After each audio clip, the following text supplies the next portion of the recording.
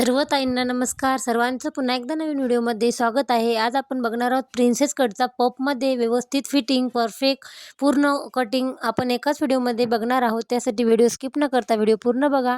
अगोदर आपण back पार्टची cutting करणार आहोत आणि बॅक पार्ट हे खूप महत्त्वाचं आहे. स्किप न करता बघितला तर आपल्या ब्लाऊजची फिटिंग अजिबात चुकणार नाही आणि बॅक पार्टवरच पूर्ण ब्लाऊजची फिटिंग आहे, कारण हा पार्ट वापरूनच आपण समोरच्या पार्टची कटिंग करणार आहोत.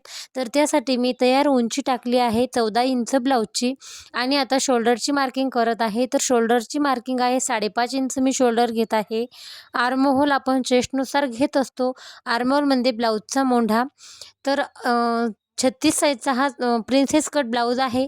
त्यासाठी आपण 5.5 इंच मोंढा घेणार आहोत आणि उभी रेख आखून चेस्टचा चौथा भाग काढणार आहोत. आपण चेस्टचा चौथा भाग आहे 9.25 इंच.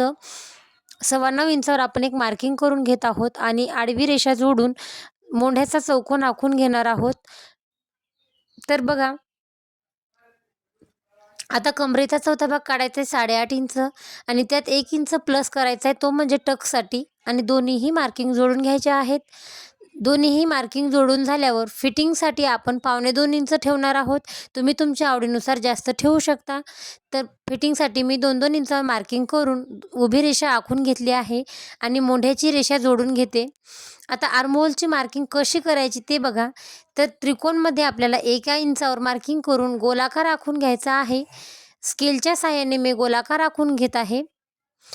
गोलाकार आखून दिल्यावर सुद्धा मागच्या साईडने जर तुमच्या बाहीमध्ये मिऱ्या पडत असतील तर तुम्ही 1/2 इंच क्रॉसमध्ये खाली दाखवल्याप्रमाणे मार्किंग करा. आता आपण बघणार आहोत गळ्याची मार्किंग. तर आरीवर कलांजली ब्लाऊजवरला गळा आहे 3 इंच शोल्डर मी ठेवलेला आहे. तर कलांजली ब्लाऊजवर गळा आपला मोठा आलेला आहे आणि तो आपल्याला ॲडजस्ट करून लहान करायचा आहे. तर आपल्याला तो कापडवर ठेवून व्यवस्थित सेट करून त्याचं मॅनेजमेंट घेऊन आपल्याला माप टाकायचं आहे. पण आरीवर्कचा जो गळा आहे तो आलेला आहे मटका आकाराचा. तर आपल्याला त्या गळ्याच्या आतून आपल्याला आकार द्यायचा आहे. त्याच्या डिपनुसार आपल्याला 1-1 इंच कमी ठेवून साईज थोडी कमी घेऊन आपण दाखवल्याप्रमाणे मटक्या आकाराचा आकार दिलेला आहे. आता आपण शोल्डर न उतरण्यासाठी महत्त्वाची स्टेप म्हणजे 1/2 इंच क्रॉसमध्ये गळ्याच्या साईडने आपण शोल्डर टाकणार आहोत. आणि आता टक्स पॉईंट काढण्यासाठी बघा, फिटिंगजवळ टेप ठेवून फोल्ड करायचा आहे आणि उभा 3.5 इंचाचा एक टक्स पॉईंट द्यायचा आहे आणि 1 इंचाचा टक्स द्यायचा आहे खालच्या साईडने. तुम्ही बघू शकता, खूप सोप्या पद्धतीत पूर्ण स्टेप मी सांगणार आहे. तर एकही स्टेप स्किप न करता व्हिडिओ जर पूर्ण बघितला तर तुमच्या ब्लाऊजची फिटिंग परफेक्ट नक्कीच बसेल. तुम्ही एकदा नक्कीच ही कटिंग ट्राय करा, म्हणजेच तुम्हाला ब्लाऊज कटिंग करायला सोपी जाईल. अगदी नवीन शिकत असाल तरीसुद्धा पूर्ण स्टेप फॉलो करा. आणि व्हिडिओ कसा वाटला कमेंटमध्ये मला नक्की सांगा. आणि चॅनलवर जर नवीन असाल तर चॅनलला सबस्क्राईब करायला विसरू नका. नवीन तयार झालेला व्हिडिओ अगोदर नोटिफिकेशन तुम्हाला येईल. आता बॅक पार्ट आपला तयार झालेला आहे. तर तो बॅक पार्ट आपण आता समोरच्या पार्टसाठी दुसऱ्या कापडवर टाकून घेणार आहोत. डायरेक्ट कापडवर कटिंग केल्याने आपल्याला कापड थोडं जास्त लागतं, पण कटिंग सोपी जाते. तर बघा, 1/2 इंच खालच्या साईडने आपण कापड ठेवून जशास तसं बॅक पार्ट आपण आखून घेतला आहे. गळ्याची कटिंग मी ही मार्किंग झाल्यावर करून घेणार आहे. तर बघा, जशास तसा आपण आर्महोल आखून घेणार आहोत. पूर्ण मार्किंग मी काहीही बदल न करता फक्त उंची वाढून घेतलेली आहे आणि बाकी जशास तशी घेतली आहे.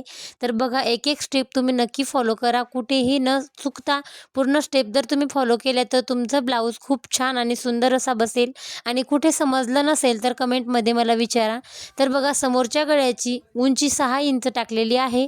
आता आपण बॅक पार्टची कटिंग करून घेऊ. आता आपण समोरच्या पार्टची मार्किंग करणार आहोत, म्हणजे प्रिन्सेस आकार देणार आहोत. त्यासाठी आपल्याला 2 मार्किंग करून घेतले आहेत आणि मोंढ्याचा आकार जशास तसा चौकोन आखून घेतला आहे. ज्या 2 मार्किंग केलेल्या आहेत त्या चेस्टचा डावा भाग केलेला आहे.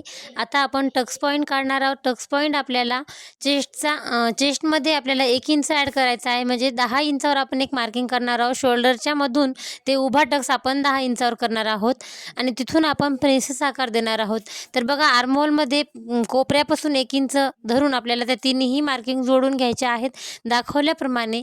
आता पुढची स्टेप कशी आहे, तर पफसाठी आपल्याला काय करायचं आहे, पफसाठी आपल्याला 2 इंच आणि जिथून आपण टक्स पॉईंटसाठी मार्किंग केली आहे तिथून आपल्याला जो आपण 2 इंच वाढून घेतलेला आहे तिथून आपल्याला प्रिन्सेस आकार जोडून द्यायचा आहे. बघा दाखवल्याप्रमाणे आर्महोलमध्ये 1 इंच खालच्या साईडने घ्यायचं आहे आणि टक्स पॉईंटपासून दिलेल्या 2 इंचावर आपल्याला आकार देऊन घ्यायचा आहे. अशा पद्धतीने जर प्रिन्सेस ब्लाऊज कटिंग केला तर फिटिंगमध्येही चुकत नाही आणि कटिंगमध्येही चुकत नाही.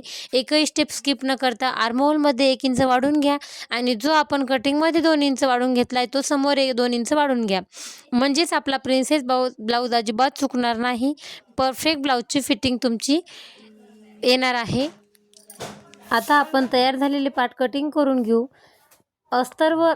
कटिंग झालेलं अस्तर आपण आता डायरेक्ट कापडवर कटिंग करणार आहोत. त्यासाठी ब्लाऊज पीस तयार आहे.